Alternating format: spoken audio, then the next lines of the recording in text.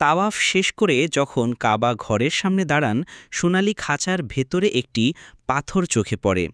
এটা কোনো সাধারণ পাথর নয়, এটি হলো মাকামে ইব্রাহিম আলাইহিসসালাম, অর্থাৎ ইব্রাহিম আলাইহিসসালামের দাঁড়ানোর স্থান।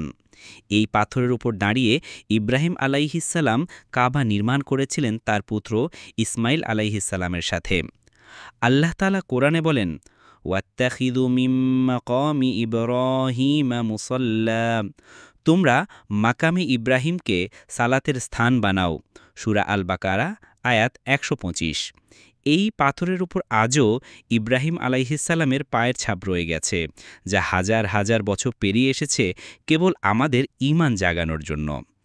তাওয়াফ শেষে এখানে দাঁড়িয়ে ২ রাকাত সালাত আদায় করা সুন্নাতে মুয়াক্কাদা। নবীজি নিজেও এখানে দাঁড়িয়ে সালাত আদায় করেছেন। হে আল্লাহ, আমাদের কবুল করুন, আমিন। ভিডিওটি ভালো লাগলে শেয়ার করুন। নিয়মিত ইসলামিক ভিডিও পেতে নাহিদস ডেইলি মেসেজের সঙ্গে থাকুন।